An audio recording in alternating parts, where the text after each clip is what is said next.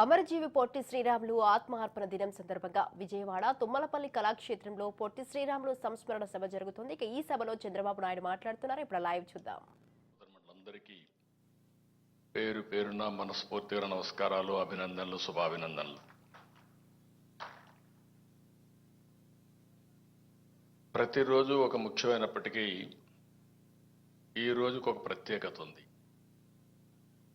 ఈరోజు మనం అందరం తెలుగు వారందరం కూడా గర్వంగా తెలుగు రాష్ట్రంలో మేమున్నామని చెప్పుకునే రోజు వచ్చిందంటే అది ఒక వ్యక్తి వల్ల. ఆ వ్యక్తి పొట్టి శ్రీరాములు గారని చెప్పి కూడా నేను మీకు తెలియజేస్తున్నా. మనం అందరం 24 గంటలు ఆలోచిస్తూ ఉంటాం, మన కోసం ఆలోచిస్తాం. ఇంకొద్ది ఎక్కువైతే మన కుటుంబం కోసం ఆలోచిస్తాం. కొంతమంది గ్రామం కోసం ఆలోచిస్తారు. కానీ కొద్ది మంది ఏ ఒక్కరో జాతి కోసం ఆలోచిస్తారు. తెలుగు జాతి కోసం ఆలోచించి దాన్ని సాధించి పెట్టిన ఏకైక వ్యక్తి పొట్టి శ్రీరాములు గారని చెప్పి కూడా మీకు తెలియజేస్తున్నా. అయితే జరిగిన సంఘటన ఇప్పుడే ఒక ఫిల్మ్ చూపించారు. ఒక మనిషి ఒకటి సాధించాలంటే ఎన్ని అవస్థలు పడాలనో ఆ ఫిల్మ్లో చాలా స్పష్టంగా చూపించే పరిస్థితి వచ్చింది. 58 రోజులు ఉదయం బ్రేక్ఫాస్ట్ చేసి మధ్యాహ్నం భోజనం చేయకపోతే తట్టుకోలేం.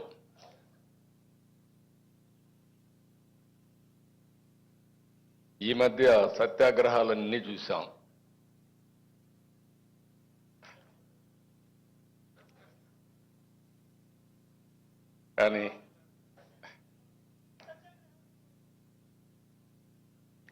కానీ ఒక సంకల్పం, ఆ సంకల్ప సిద్ధి కోసం త్యాగం చేసిన ఏకైక నాయకుడు పొట్టి శ్రీరాములు గారు. అందుకే పొట్టి శ్రీరాములు గారు అమరజీవి అయ్యారు. ఆయన ఆత్మార్పణ ఈరోజు దేశం మొత్తం భాషా ప్రయుక్త రాష్ట్రాల ఏర్పాటుకు దోహదం చేసింది. ఒక వ్యక్తి యొక్క త్యాగం, ఆ త్యాగం కూడా చేయకుండా ఇచ్చుంటే చాలా బాగుండేది. కానీ ఆయన సంకల్పం చూసినప్పుడు మీరు ఎన్ని విధాలా ఇది చేసినా పర్వాలేదు, నా సంకల్పం కోసం ఒకవేళ ఓసారి అనుకుంటాం, బతికుండి సాధించలేకపోతే నేను చచ్చిపోయిన తర్వాత ఆయన గుర్తుపెట్టుకుంటారనే ఉద్దేశంతో ఆయన ఆ రోజు త్యాగం చేసి సాధించి పెట్టాడు మనకు. ఓసారి చాలా బాధేస్తుంది అవన్నీ చూసినప్పుడు. ఒక మంచి చేస్తే చాలా ఇబ్బందులు కూడా ఉంటాయి. ఆయనకు తప్పలా కడాలని 58 రోజులు చేస్తే ఒక్క ప్రకాశం పంతులో ఒకరిద్దరు తప్ప ఎవరు పోలేదంటే, తర్వాత ఆయన చనిపోయిన తర్వాత అంత దారుణంగా చనిపోతే కనీసం ఆయన్ని తీసుకుపోవడానికి మనుషులు రాలేదు, కాడి మొయ్యడానికి మనుషులు రాలేదంటే ఎంత భయంకరమైన పరిస్థితులు ఉన్నాయో మనం గుర్తుపెట్టుకోవాల్సిన అవసరం ఉంది. అలాంటివన్నీ చూసినప్పుడు అలాంటి నాయకుల్ని శాశ్వతంగా గుర్తుపెట్టుకున్న విధంగా చేయాలని ఆలోచించినప్పుడు నేను క్యాబినెట్లోనే కాకుండా పవన్ కళ్యాణ్ గారు అయితే ఈ స్ఫూర్తిని రాష్ట్రం మొత్తం నింపవలసిన బాధ్యత మనకుందని చెప్పిన మొదటి వ్యక్తి పవన్ కళ్యాణ్ గారు. చాలా స్పష్టంగా అది లేకపోతే జాతి మనుగడే లేదని చెప్పి గట్టిగా చెప్పి మేమందరం కూడా తర్జన భర్జనలు చేశాం. అది కూడా మీరు చూసినప్పుడు ఓసారి చరిత్రలు చాలా జరుగుతూ ఉంటాయి. నేను ఆ విషయాలు కూడా మీకు చెప్తాను. కానీ ఈరోజు ఇంకొక రోజు, ఇంకొక మహోన్నతమైన వ్యక్తి సర్దార్ వల్లభాయ్ పటేల్. వీళ్ళిద్దరిని చూస్తే రెండు కూడా వర్ధంతి రోజు. ఒక పక్క తెలుగు జాతి కోసరం, భాషా ప్రయుక్త రాష్ట్రాల కోసరం ప్రాణం అర్పించేటువంటి వ్యక్తి పొట్టి శ్రీరాములు గారైతే, దేశాన్ని ఐకమత్యం చేయడం కోసం, విలీనం కాకుండా ఐకమత్యం చేయడం కోసం పోరాడిన ఉక్కు మనిషి సర్దార్ వల్లభాయ్ పటేల్ అని చెప్పి కూడా నేను మీకు తెలియజేస్తున్నా. ఆయనలో కూడా మీరు చూసినప్పుడు బ్రిటిష్ వాళ్ళు స్వాతంత్ర్యం ఇచ్చామని దేశం విడిపోయే పరిస్థితి వస్తే ఒక పక్క పాకిస్తాన్, బంగ్లాదేశ్ ఇవన్నీ వచ్చి, ఇంకో పక్క చూస్తే మన దేశంలో కూడా మేము స్వతంత్ర దేశాలుగా ఉంటామని హైదరాబాద్ రాష్ట్రం కూడా ఆ రోజు స్వతంత్ర దేశంగా ఉంటామంటే, కాదు భారతదేశం ఒకటేనని చెప్పి ఎన్నా ఎనకపోయినా మీరు ఉండాలని చెప్పిన ఏకైక వ్యక్తి సర్దార్ వల్లభాయ్ పటేలు. అందుకే ఆయన కూడా ఒక ఉక్కు మనిషిగా మిగిలిపోయే పరిస్థితికి వచ్చారు. ఇంకొక పక్క మన రాష్ట్రానికి వచ్చినప్పుడు ఏం జరిగిందని మనం ఒకసారి ఆలోచిస్తే, ఆ రోజు మొత్తం ప్రెసిడెన్సీ మెడ్రాస్ ప్రెసిడెన్సీ, ఒరిస్సా దగ్గర నుంచి అటు కేరళ వరకు మెడ్రాసే రాజధానిగా ఒక ప్రొవిన్షియల్ ఇదిగా పెట్టి పరిపాలించిన రోజులు. అయితే అందరం మెడ్రాసే పోయినప్పుడు ఒక్కోసారి తెలుగు జాతికి విచిత్రమైన పరిస్థితులు ఉన్నాయి. ఈరోజు మనందరం గుర్తుపెట్టుకోవాల్సిన అవసరం ఉంది. రాజుల కాలంలో ఎవరు బలవంతులుంటే వాళ్ళు యుద్ధాలు చేసి గెలిచేవాళ్ళు. అక్కడి నుంచి తెలుగు జాతి అనేక సందర్భాల్లో మీరు చూసినప్పుడు విడిపోయింది, కలిసింది, చాలా ఇబ్బందులు పడ్డాం. జాతి ఉనికిని ప్రశ్నార్థకంగా తయారయ్యే పరిస్థితి వచ్చింది. మెడ్రాస్లో ఉన్నప్పుడు మనకి ఏ పని కావాలన్నా మెడ్రాస్ పోయే పరిస్థితికి వచ్చాం.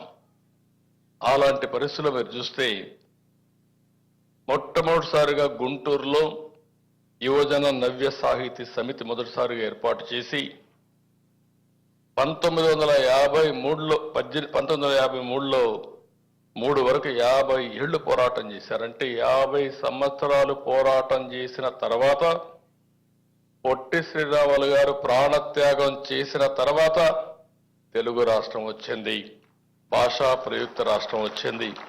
అంటే ఏ విధంగా జరిగిందనేది ఒక ఉదాహరణ. ఈరోజు స్వాతంత్రం కోసం పోరాడారు, మహాత్మా గాంధీ గారు పోరాడారు. ఆయనతో సమానంగా వీరోచితంగా మీరు చూస్తే ఎంతో మంది పోరాడి, కొంతమంది వీరోచితంగా ఒక విధంగా చెప్పాలంటే యుద్ధాలే చేశారు.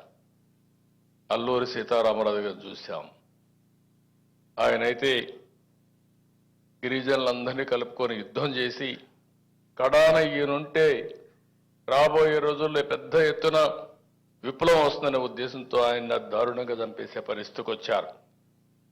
ఇంకొక పక్క మన తెలుగు జాతిని చూస్తే 1912లో గుంటూరు, కృష్ణా, గోదావరి జిల్లాల్లో సంయుక్త సదస్సు పెట్టి నిడదవోలులో ఆ రోజు పెద్ద మీటింగ్ పెట్టారు. వీళ్ళందరూ ఒకటే అడిగారు, తెలుగు జాతికి ఒక రాష్ట్రం ఇవ్వాలి అని పోరాటం చేసి 1913లో అయితే ఆంధ్ర మహాసభ పెట్టి బాపట్లో కూడా నినదించారు. ఒక విషయం మీరు చూసినప్పుడు పట్టాభి సీతారామయ్య గారు ఒక మాట అంటారు, మనకు తమిళ మంత్రులు ప్రత్యేక రాష్ట్రం ఇచ్చే లోపే బ్రిటిష్ వాళ్లే స్వాతంత్రం ఇస్తారని చెప్తే కడాన అదే నిజమయ్యే పరిస్థితికి వచ్చింది. మన వాళ్ళు కూడా మనకు సహాయం చేసే పరిస్థితి లేకుండా ముందు ఆయన చెప్పినట్టు బ్రిటిష్ వాళ్ళు ఇచ్చే పరిస్థితికి వచ్చింది. దీంట్లో కూడా చాలా కమిటీలు వేశారు, మీరు అది కూడా గుర్తుపెట్టుకోవాల్సిన అవసరం ఉంది. 1948 మార్చిలో విశాఖపట్నం వచ్చిన నాటి ప్రధానమంత్రి నెహ్రూకి ప్రత్యేక రాష్ట్రం కోసం నిరసన తెలియజేశారు. ఆ సంవత్సరమే జూన్ 17న దార్ కమిషన్ వేశారు.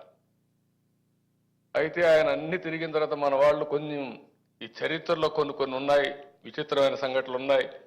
దాన్ని మనం కరెక్ట్ చేసుకోకపోతే మనం కూడా ఇబ్బంది పడతాం. దాంట్లో మనం చూస్తే అప్పుడు కూడా సీమాంధ్రలో ఐకమత్యం ఉండేది కాదు. అది చూసి అతను 1945 డిసెంబర్ 10వ తారీఖున ప్రభుత్వానికి రిపోర్ట్ ఇచ్చాడు, ప్రత్యేక రాష్ట్రం అవసరం లేదని. అంటే మన ఐకమత్యమే మనకు శాపంగా మారింది. కడాన పొట్టి శ్రీరాములు గారు త్యాగం చేశారు కాబట్టి, ప్రాణత్యాగం చేశారు కాబట్టి, ప్రజల్లో ఒక విప్లవం వచ్చింది కాబట్టి మనకి ఇది వచ్చే పరిస్థితికి వచ్చింది. దాని తర్వాత మీరు చూస్తే నెహ్రూ, పటేల్, పట్టాభితో ఏర్పాటైన కమిటీ మద్రాసు నగరాన్ని వదులుకుంటే తెలుగు రాష్ట్రం ఇస్తామని ఒక కండిషన్ పెట్టారు. చాలా నగరాలు వదులుకున్నాం మనం. చరిత్రలో మీరు ఒకసారి చూస్తే అభివృద్ధి చేయడం, అక్కడి నుంచి మళ్ళీ రావడం, మళ్ళీ అభివృద్ధి చేయడం, ఇది ఒక విధంగా చరిత్రలో మనకు పడిన ఇబ్బందులు కూడా ఇవన్నీ కారణాలు. దానిపైన కమిటీ వేసి మళ్ళీ పెండింగ్ పెట్టాడు నెహ్రూ గారు. అవన్నీ పెండింగ్ పెట్టిన తర్వాత మీరు ఒకసారి చూస్తే పొట్టి శ్రీరాములు గారు చేసిన త్యాగంతో, అది కూడా మనం చూసినప్పుడు ఈయన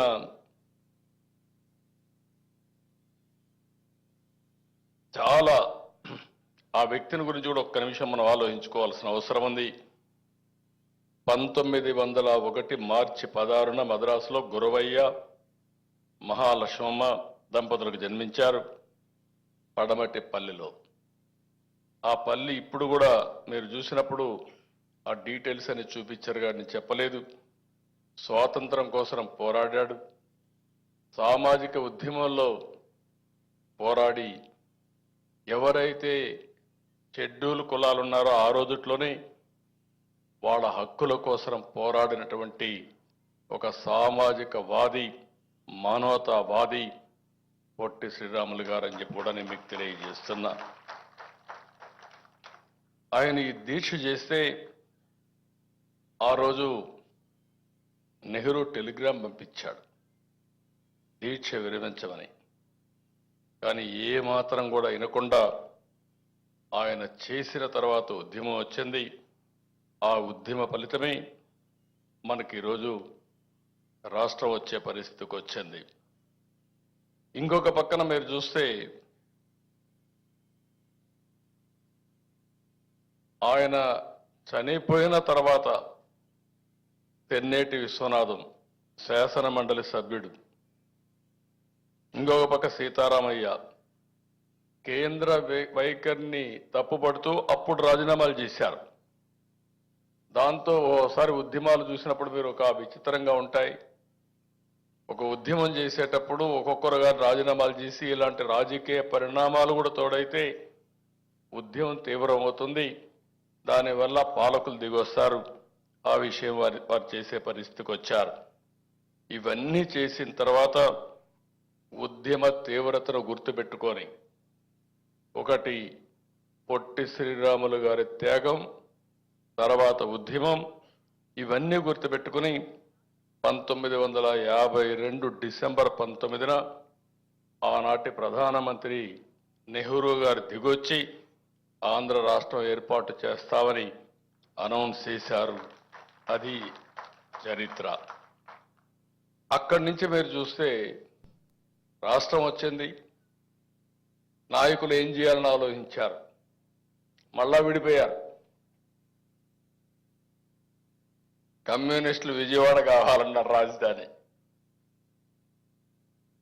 సంజీవ్ రెడ్డి గారు వీళ్ళంతా కలిసి కర్నూలు కావాలని చెప్పి పట్టుబట్టారు. అదేవిధంగా గౌతల అచ్చన్న వీళ్ళందరూ విశాఖపట్నం కావాలన్నారు.